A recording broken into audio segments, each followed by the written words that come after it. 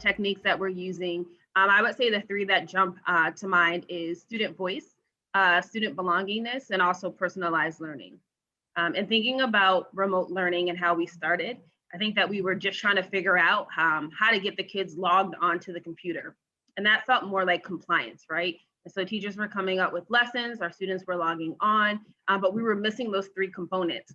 And then as time went on and we realized that this wasn't going to be just something for a moment, a couple of weeks, this was something that we would be in for the long haul. We had to leverage practices that we know really maximize student learning. And so those are the three that jump to mind. So we've always tried to leverage student voice. It's been really important to us, and personalized learning. I think that the new piece was student belongingness. And I think that we learned a lot from our family surveys, in that when we began to look at student engagement, and we saw that our engagement and our attendance numbers were very low. And in speaking to our families and our students, we learned that, students were like, I just don't feel seen. I'm logging onto the computer. We didn't have cameras on. And it proved to be a challenge. And so as we began to reimagine what remote learning needed to look like in order for our students to succeed, student belongingness rose to a new level. And I also think about like how we were thinking about student voice. I think in the past, it was very easy to pull together a student group into my office or have them come to the auditorium or pop into a class and leverage their voice. With remote learning, student voice looked a lot different. It was hard to gather students to come together on a link. And so we had to be creative. Collaboration. And I know we have all these rules on social distancing, but kids are so isolated right now at home. I see it with my own children. They're not able to go to their usual sports or other activities or even just play outside with their friends as much as they used to, especially when the pandemic was at its height. So I've really tried to build in collaboration into my classes because kids are social, learning is social, the brain is social, we need to stay connected. So that's the big focus, is trying to figure out how to do that safely but to make students have those connections. I definitely believe that it's being intentional and transparent. I think that because there's so many moving parts that happen so fast, it's important for us to make sure that we're communicating with our families as quick as possible. And so our schedule was built intentionally with the idea that crew, and so that's our student advisory that meets in the morning, and this midday break was really important. And so every single day our students gather with their crew teacher in a small group of about 12 to 14 students, and it starts off their day. And in the middle of the day from 11 to 12 is a break. And that break is really important because it allows for teachers to have their personal time, but it also allows for me to be able to gather a group of students together. It also allowed time for us to have clubs and activities because we know that, with remote learning, it's very difficult to have those after school clubs. And so that 11 to 12 break in the middle of the day allowed for teachers to run the extracurricular activities and also for us to continue with our small group student voice groups. I think feedback has been really important. In some ways, it's a little bit easier. Our classes are smaller. We have about half of our students attending. I am teaching every day in person, but I have about a third of my students who come every day and 2/3 who come every other day. So, but giving them personal feedback and being able to do that because of the smaller classes is very useful. And, it just shows students that you know them, that you care about them, that you're connected to them. And again, it makes that connection, it emphasizes that connection, and that's important. Having consistent and quick feedback to students. So that's like formal feedback, like what you write on their assignment. But honestly, a lot of kids don't read what you write on their assignment. So also just talking to them about what they're learning, really emphasizing their strengths, what you see that they're doing well. And, it helps build that human connection and relationship. And it also, I think, motivates students to continue working. So I think that's been a really important piece, especially when we see them for the 2/3 of students that I don't see every day, being able to say, oh, I saw what you did on that assignment. I really was impressed by how you connected that evidence and made that opinion. Like that, I think motivates them to continue working even when they're not in front of you.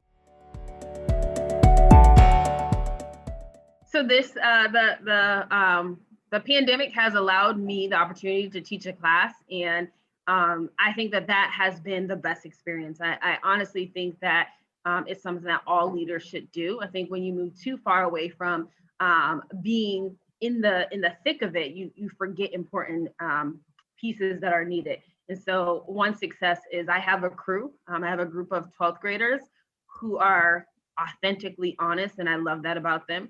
I start every day with my crew, and it's been a great experience. And if not for the pandemic, I wouldn't have had that opportunity to have a class. So that's definitely been a bright spot. I think another bright spot for me, last week I was at a conference, and the facilitator was pushing us to think about, what advantages we have because of the closure. And I think the go-to line is to say, because of the pandemic, learning isn't happening, learning has stopped.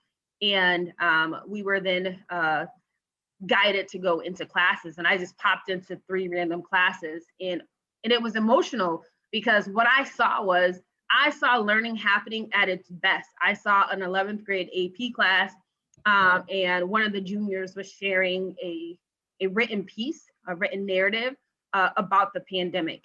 And it was emotional, but it was authentic. It was her voice, and the teacher was doing a great job at asking and pushing her to think, to expand her writing. And then I popped into a 7th grade class, and they were talking about race and equity and what it meant to them. And I can remember I asked a question. I said, "What are you guys working?" And the 7th grader, who is a quiet boy, he explains the story to me, and he's like, "Yeah," and he's citing evidence. And for me, that's learning at its best. And that was just me popping into some random classes. And so that has been a bright spot for sure. And so moments of being proud when you can see learning happening, because I think it's very easy to go into that narrative and look at sort of the deficits, almost deficit thinking that, learning isn't happening, the gaps are widening. But I think that when you have a school that's committed and is putting all the right pieces in place, in leveraging student voice and thinking about student belongingness, and also utilizing teacher voice, parent voices, all of those stakeholders, I think that learning can still happen in a very personalized way. We were just at a staff meeting, and we were playing the song "I'm Still Standing" by Elton John. You might know it. It has been a really tough year, but we are still standing. And actually, I think our school is actually improving. We just had a bright spot for our school has been that we just had a walkthrough by the district, and we got just incredible rave reviews for our attendance, for our culture, for our questioning and use of evidence, asking students to use evidence in the classroom. So it was really a positive thing. It happened right before break, and was a great way to start the February break.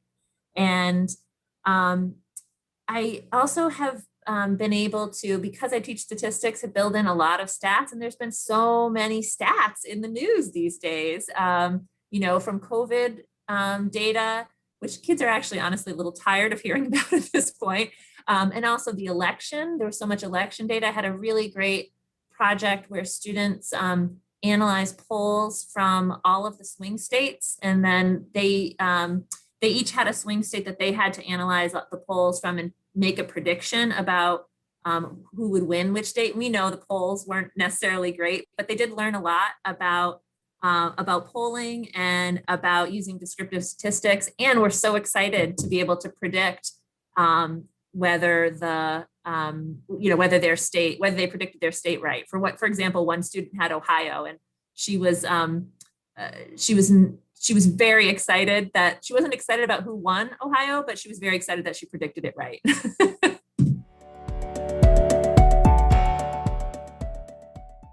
We've tried to meet with our families once a month, especially in the beginning. We did a lot of family surveys, and actually a group of teachers helped us craft a list of questions to ask our family. And so using that, we were able to come up with some tools for our school to make sure that we were meeting the needs of our students and our families. The once a month family meeting that we have, it's small in attendance, but nonetheless, it definitely allows for us to share information with our families and to get information. And so I think being transparent and also just as a leader, being humble to say like what's not working and what's working, and then using that feedback immediately to make some changes. And so I think that when families say, listen, this is what's not working, the amount of assignments during asynchronous time, my child really needs some additional help, using that to then make some changes, and then reporting back to the families to say, it's not just a survey that we took just to sort of check it off the box, but we really wanted to hear what you had to say, and then use it and apply it for how to move us forward as a school. We're really lucky as a staff that we have, we've really connected. We've always been really connected to each other. We have, even though we don't have a ton of time together, we have built relationships over the years. We have a pretty stable staff, and I think that speaks to our leadership, that people stay. And, I think there's a lot of humanness where people have young kids, and just understanding that this is a really hard thing that we're doing, and acknowledging that and supporting people. We had all those stories where you've probably heard where, a staff member was exposed. So we had, several staff out at a time, everyone's covering, no one's getting prep times or, breaks for the day. But we just really still stuck with it. And it's going much better now, and less of that disruption is happening.